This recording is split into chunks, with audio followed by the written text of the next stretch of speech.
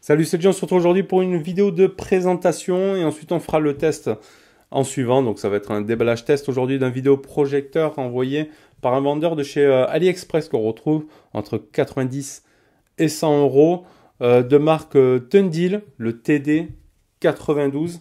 Donc ici voilà, tu retrouves cette boîte là, LED projecteur avec ici dessiné en couleur le vidéoprojecteur en question. Je t'invite, entre parenthèses, à mettre un petit pouce bleu si la vidéo te plaît en fin de vidéo, de t'abonner si ce n'est pas déjà fait, de cliquer sur la cloche de notif. Après, pour être averti de nos futures vidéos, et tu peux télécharger aussi l'appli Discord pour nous retrouver sur divers salons. Donc ici, tu as le modèle TD92 multi-white, multi-screen. Tu as plusieurs versions ici. Le multi-screen, c'est une version avec la Wi-Fi 5G et qui a la possibilité aussi de retransmettre donc l'écran de ton smartphone sur le vidéoprojecteur, le LED projecteur. Ici, donc là, tu as le dessin vu de haut de l'appareil. Donc voilà, avec des indications ici aussi. HDMI, bon, la boîte. Passons. Ensuite, à l'intérieur, tu retrouves une notice d'utilisation. Voilà. Donc avec de l'anglais, hein, tu n'auras pas de français ici, avec comment faire les focus, etc. Tous les boutons de commande. Donc tu auras ça. Tu auras un petit câble ici, jack, sorti après, ici audio-vidéo. Ok. Tu auras bien évidemment ton câble d'alimentation, une prise à faire.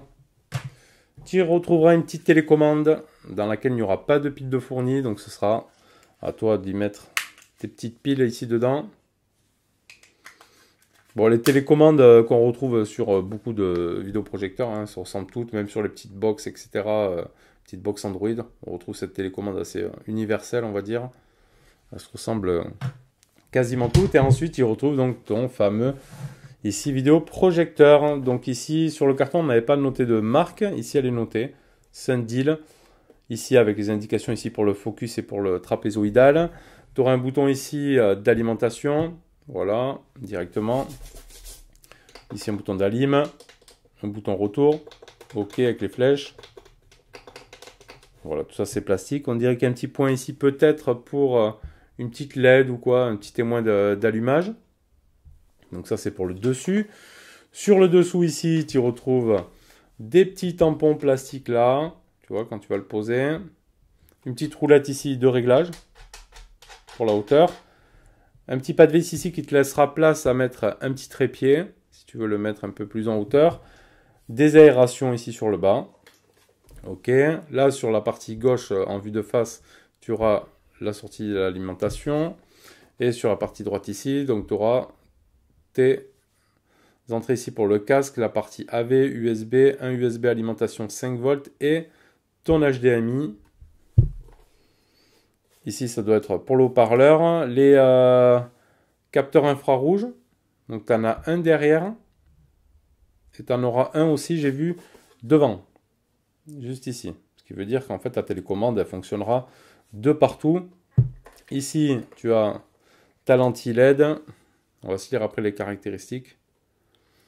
Et donc, tes molettes ici de focus. Là. Donc là, on a fait le petit tour du propriétaire. Nos caractéristiques. Donc ici, c'est la version multi-écran, mini projecteur Wi-Fi 5G. En natif, c'est du 720p, 1280 par 720. Il peut lire du Full HD, 1920 par 1080. Donc voilà, déjà à savoir, c'est du natif en 720p. Il prend en charge la 2,4 et 5 GHz en termes de Wi-Fi. L'affichage de l'écran de ton smartphone Android iOS, donc c'est compatible, donc Miracast, AirPlay, etc. 3800 lumens, une LED donnée pour du 50 000 heures, un haut-parleur donc 5 watts en mono, il n'y a pas de stéréo. On pourra faire un écran de 35 à 150 pouces de 1,50 m à 4,5 m de distance. Tu pourras faire du zoom du 75-100%, du réglage donc de l'inclinaison, hein, le trapézoïdal de plus ou moins 15%. Donc les sorties on l'a vu et les entrées, donc tu as du jack, du port AV, USB, USB 5 volts, HDMI. Les dimensions c'est 21 par 16,8 par 8,6 d'épaisseur. Voilà pour la partie Déballage caractéristique. Donc maintenant, ce que je te propose, c'est qu'on va aller le brancher, le mettre en config. On va aller se faire un petit tour des menus. On va se passer un peu de vidéo de son. Et puis on va voir un peu ce que ça donne. Voilà, pour ce projecteur que tu retrouves dans les 90, 100 euros. Et on se fera la conclusion à ce moment-là pendant l'utilisation de celui-ci. Allez, donc là je vais brancher le vidéoprojecteur. Là on doit être à peu près à 2 mètres. Ça donne quand même un assez grand écran. Après ce qu'on peut voir, c'est que bon là quand je règle le flou, on n'a pas la netteté partout.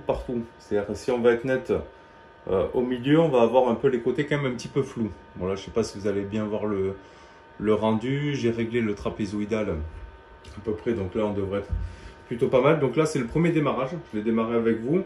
Donc on se retrouve sur un menu ici avec multimédia. On a un mode de source. En bas on aura le Miracast, l'iOS Cast. Donc là ce sera pour la partie Android et là pour la partie iOS. Et on aura une partie Setting. Et après si vous regardez bien ici en haut à droite là, on a un logo USB et un logo ici de Wi-Fi. Donc là j'ai déjà mis une clé USB, on va voir après. On va aller voir d'abord les petits paramètres. Donc on a une partie paramètres ici Wi-Fi, System Setting et Projector Setting. Donc on va aller déjà dans la Wi-Fi. On va aller se paramétrer la Wi-Fi. Donc on voit bien qu'ici qu'on a accès, la première en haut ici, là c'est ma 2,4 GHz. Et ici on a bien la 5 GHz. Un signal d'ailleurs un petit peu moins fort.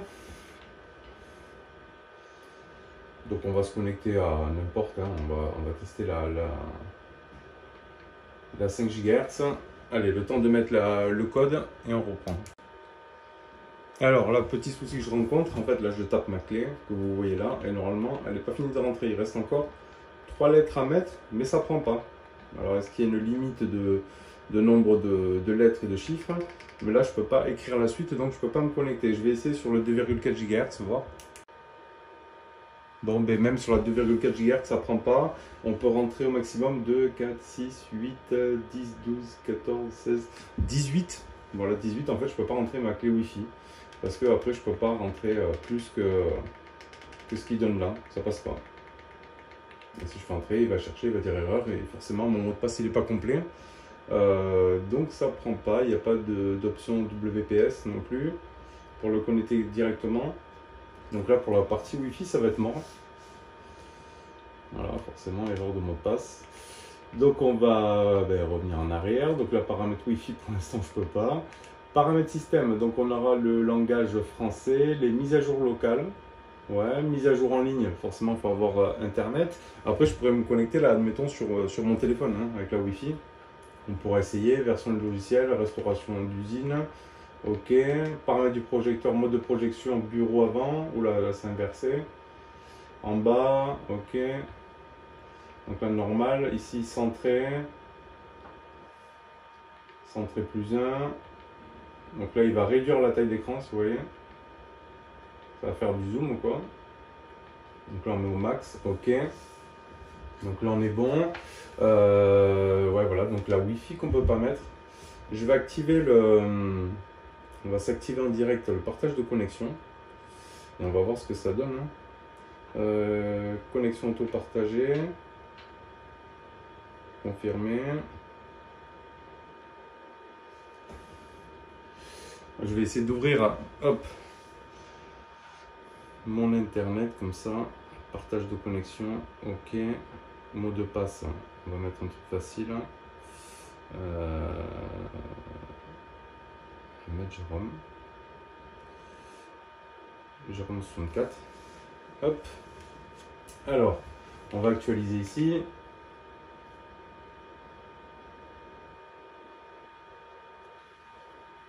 Est-ce qu'il va trouver mon truc?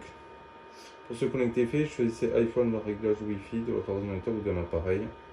Ok. Donc là, j'ai activé le partage de connexion. Autorisé aux autres utilisateurs. Donc normalement, il devrait trouver. Est-ce qu'il va le trouver? Non. Ah, ici. Donc là, je vais pouvoir rentrer mon code normalement. Allez, j'ai rentré mon code, on fait entrer. Et là, il devrait choper le réseau de mon téléphone. Donc voilà, déjà à prendre en considération, déjà vous n'allez pas pouvoir mettre une grande clé. Donc ça, c'est vraiment un petit peu con. Donc là, je suis bien connecté. Ici en haut à droite, on voit bien ici iPhone. Ok, on va pouvoir repartir dans les paramètres ici. Mise à jour en ligne. C'est la dernière version, d'accord. Ok. Donc là, je suis à jour. Donc on peut quitter ça, maintenant qu'on a vu ça. La ressource, donc on pourra voir ici le bureau, ici, hein, la page d'accueil, les médias, l'HDMI et la partie AV. On a une partie donc multimédia. Donc on aura directement ici accès aux films, photos, musique, texte. Ce qu'on va essayer de voir en même temps, est-ce que si je suis connecté, si on peut aller faire, vu que là j'ai un iPhone, l'iOS. Donc mettez en miroir votre iPhone sur votre appareil iOS. Ouvrez le centre de contrôle et appuyez sur mise en miroir d'écran. Allez, donc je le fais, recopier de l'écran. Hop. À la recherche d'appareil sur lequel la mise en miroir peut être effectuée. Ok, sélectionner Netlink. Ok, là je le vois bien. Là je le vois bien sur le téléphone. Netlink. Donc je clique dessus. Donc là ça va être en connexion. Ok. Donc là on est dessus, c'est bon. Hop. Et là je suis sur mon téléphone. Ok. Alors la qualité est pas ouf. Alors est-ce qu'il y a un délai ou pas? Est-ce qu'on peut mettre l'écran dans l'autre sens? Mode portrait, etc. Non. Est-ce qu'on va pouvoir agrandir ou pas? Je sais pas. Après on peut aller donc sur YouTube. Donc tu vois on a accès à tout notre téléphone. Hop.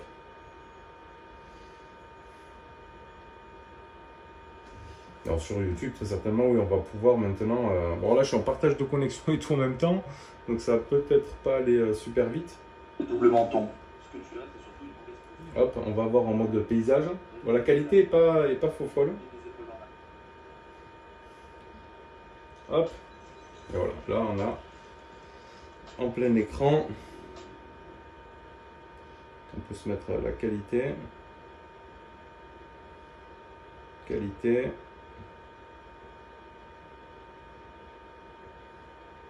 Attends, hop, ici, qualité, paramètres avancés, 1080p, hop, et voilà. Digi nouveau.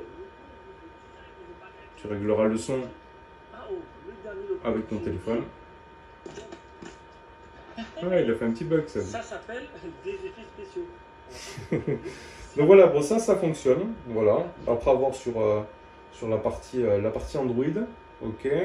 Donc là je fais arrêter, ne plus recopier.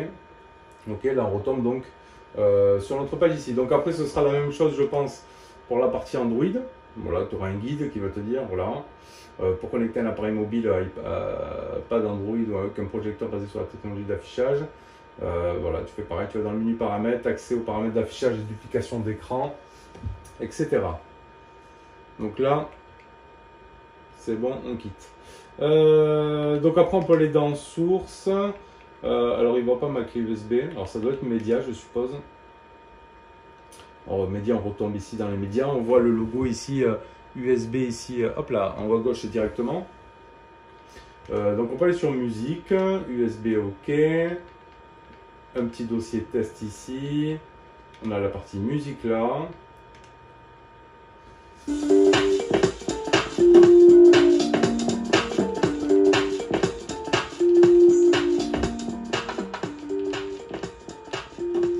Alors, haut-parleur, il n'y en a qu'un. On n'a qu'un haut-parleur dessus. Le son est pas trop mauvais. Mais comme toujours, il faudra monter un petit peu le son parce que je ne sais pas si tu l'entends depuis tout à l'heure en arrière-plan. Ça souffle quand même un petit peu quoi, le vidéoprojecteur. C'est un petit peu bruyant quand même. Donc forcément, tu passes toujours un peu le volume au-dessus.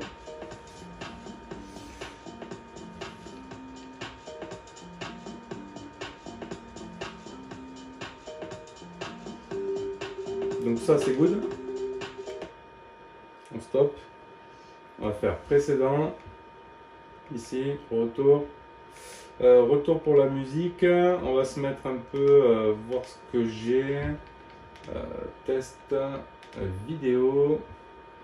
Alors, ça c'est que j'avais télé... Non, lui déjà il supporte pas ce format là. Super. Ok. Le Costa Rica, unsupported file. Pourtant c'est du MP4. Hein. Mais je pense qu'il est trop gros comme fichier. Ou l'encodage marche pas.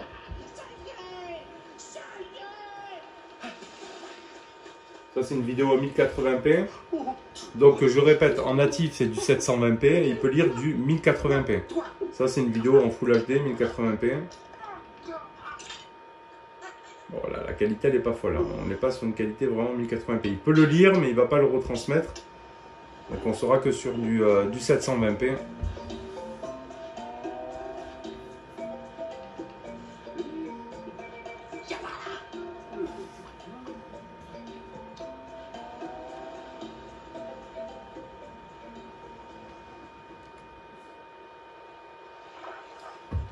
Voilà pour la partie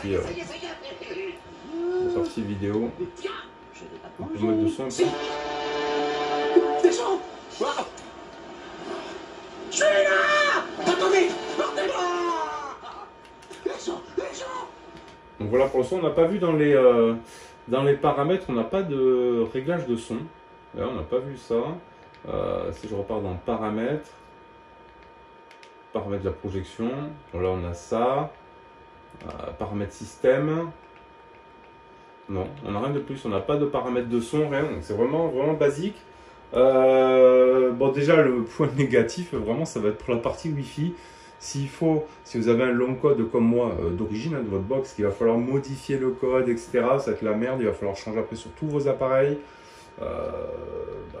Donc là déjà c'est pas super top. Là on a réussi à se connecter parce que je fais un partage de connexion avec mon iPhone et j'ai mis un code pas très long.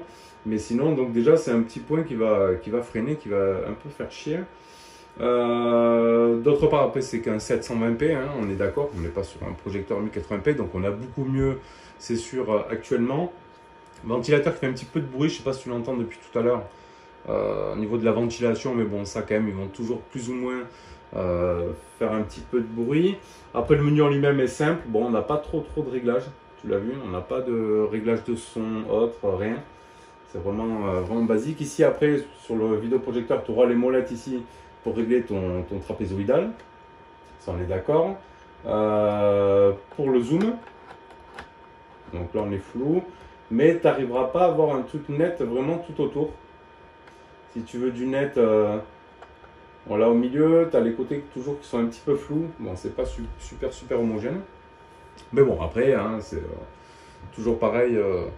En vue de son prix, après, tu as voilà, différents fabricants qui vont proposer, qui vont mettre leur prix à eux et proposer leurs produits à eux. On en a testé dans ces gammes-là. Après, ils fonctionnent, hein, vraiment, sur ça, il n'y a pas de souci.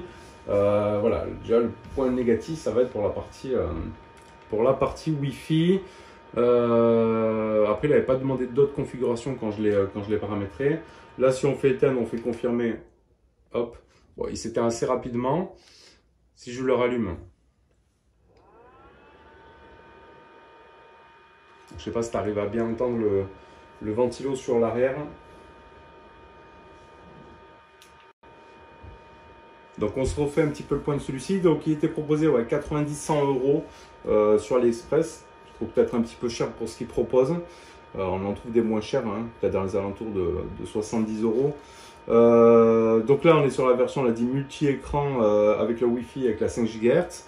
Bon, malheureusement il ne te faudra pas un code trop long, sinon il faudra que tu le modifies pour pouvoir te connecter. On avait dit en natif 720p, mais il peut lire du Full HD comme on l'a vu là, mais bon, ce ne sera pas qualité Full HD. L'affichage d'écran Android iOS, ça fonctionne, bon, du moins j'ai essayé sur iOS. 3800 lumens, la LED pour 50 000 heures, ok. Le HP 5 watts. Bon, ça c'est du basique. Les dimensions, tu pourras faire du 150 pouces. Mais bon, plus tu vas faire grand, moins tu auras de qualité. Et plus tu auras du mal à avoir un truc net tout le tour de ton affichage, le réglage d'inclinaison. Et après, on avait vu pour les sorties, tu as du jack, du port AV, de l'USB alimenté 5 volts et donc l'HDMI. Voilà, c'était la petite vidéo de présentation de ce vidéoprojecteur hein, qu'on te mettra un petit lien d'achat dans la description de la vidéo au cas où ça t'intéresse. C'est un Sundeal, le TD92. Donc merci d'avoir suivi la vidéo et on se retrouve bientôt pour une prochaine. Allez, tchuss!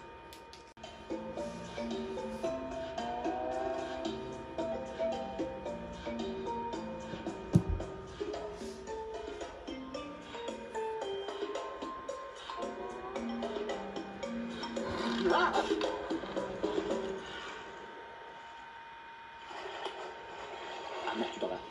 Si tu crois que je te vois pas venir avec tes petits yeux sournois là. Il